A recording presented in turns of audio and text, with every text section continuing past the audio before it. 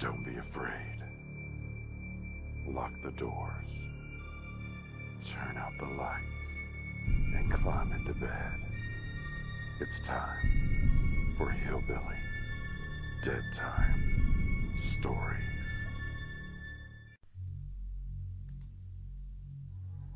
Bleak mansions and somber castles usually spring to mind when we think of haunted places.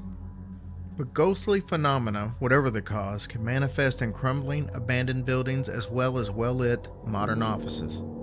Even libraries. Haunted libraries seem to fall into two types. First, there is the building with a reputation, where a convenient murder, curse, or other tragedies occurred. Library staff can then blame the odd noise, or the occasional book falling off the shelf, or even glitches in the air conditioning on the resident ghost. No one reports anything too spooky, and the children's librarians have a good time with it at story hour. Secondly, though, there are libraries where credible, responsible people observe strange human shapes, hear disembodied voices, and witness other classic paranormal phenomena. Plausible explanations about how the building must be settling ring about as hollow as those mysterious footsteps late at night on the upper floorboards. The library staff learns to live with its ghost, usually by accepting the paranormal activity as normal working conditions. The Willard Library in Evansville, Indiana is so known for its hauntings that it even has its own ghost cam that you can log on to 24 hours a day. So just who haunts the Willard Library?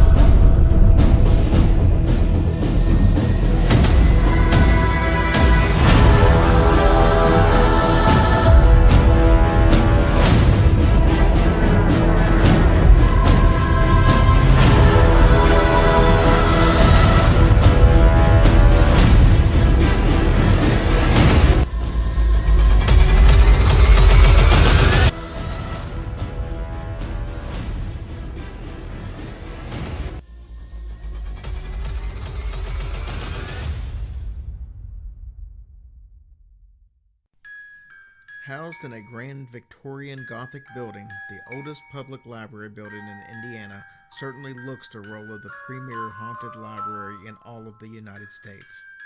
Some call it a quote-unquote living, breathing haunted house. So prominent is the ghost of Willard Library that the local newspaper installed perhaps the only ghost cameras in a public building anywhere. Several of the library's rooms are outfitted with stationary video cameras that can be accessed via the internet. The picture changes every few seconds, allowing a viewer the opportunity to participate in a sort of stop-motion ghost hunting expedition throughout the library. This is a quote from an Associated Press article written by James Pritchard on October 31st, 1999. On a cold winter morning in 1937, a janitor grabbed his flashlight and headed down into the pitch-black basement of the Willard Library to stoke the coal furnace. But then, he was stopped in his tracks by the ghostly vision of a woman dressed in gray, from the veil covering her face down to her shoes. Since then, a number of Willard staff members have reported seeing the shadow Lady in Gray, or witnessing weird happenings among the shelves. That janitor back in 1937 never did get the coal shoveled. He was so astounded at the sudden appearance of this pale lady who seemed to glow in the dark that he hastily scooped up his flashlight and ran out of the building, never to return according to the story. Named after local philanthropist Willard Carpenter, the Willard Library is near downtown Evansville. It was placed on a National Register of Historic Places in 1972. According to library history, the Willard's Lady in Gray appearances and near appearances have been plentiful over the years. Margaret M. Meyer worked in the library for over 40 years from her high school graduation in 1937 until 1980. The children's room was one of the locations of the ghost camera. It was renamed in her honor. She claimed that the Lady in Gray followed her home one night when the children's room was undergoing renovation. Miss Meyer and her sister felt an unseen presence in their home and several times were enveloped in a sudden chill. The strong scent of perfume also attended the lady's visit to the Myers. That same pungent odor of perfume abruptly swept over 2 members of the local genealogy group working on cemetery records in the library's research room. Experts say that ghost sightings are sometimes accompanied by the scent of flowers or by perfume. Betty Elaine Miller, a longtime Willard employee, was the head librarian from 1972 to 1975. Her work often required her to stay after hours. One evening at her desk, she heard water running from somewhere on the second floor. She rushed up the stairs to discover a faucet in the bathroom had been turned on. Sometime later, another librarian using the same bathroom saw a faucet slowly turn on all by itself. The apparition of the Gray Lady appears and vanishes so quickly that it's been difficult to affix an identity to her. Yet so many librarians and patrons report seeing her that there seems to be little doubt among believers that a ghost does indeed live at the library. But who, in fact, might this persistent library spirit be? The prime candidate seems to be Louise Carpenter, the embittered daughter of the library's benefactor, Willard Carpenter. Louise unsuccessfully sued the library's board of trustees at the time of its construction. She claimed that her father was of unsound mind and was unduly influenced in establishing a library.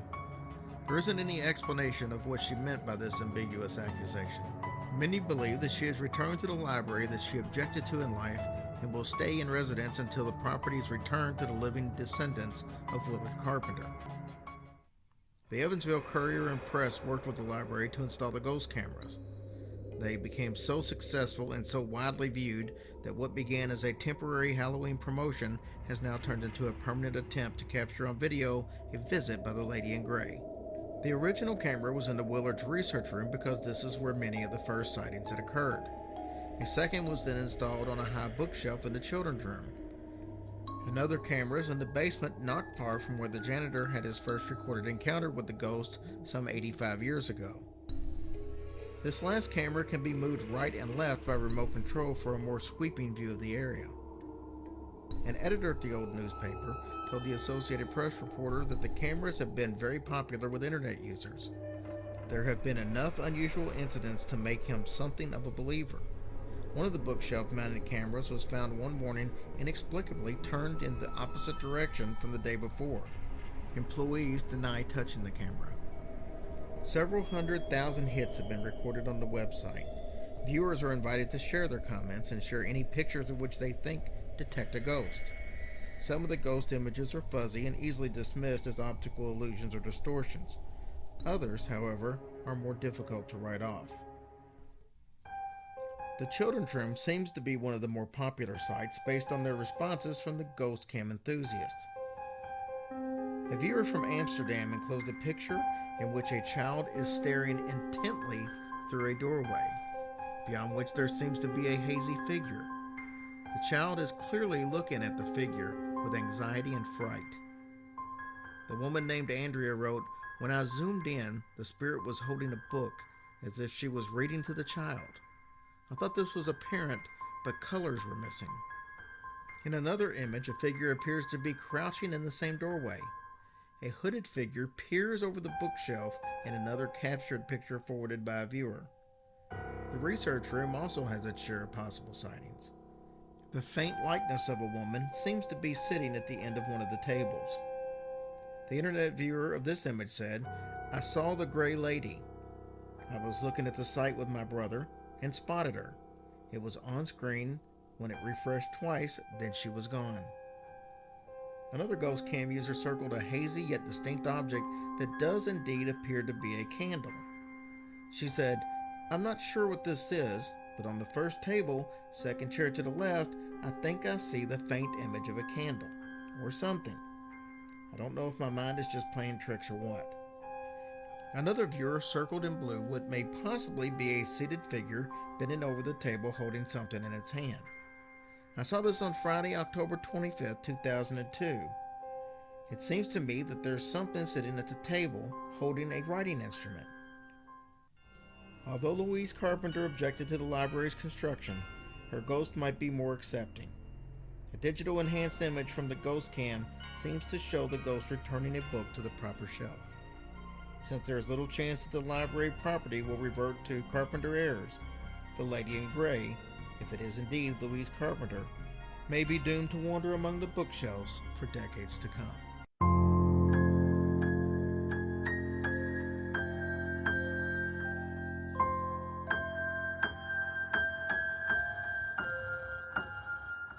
Hush, little baby, don't say a word, or Daddy has to fight off a zombie herd. And once that zombie herd is dead, Daddy has to hack off the devil's head.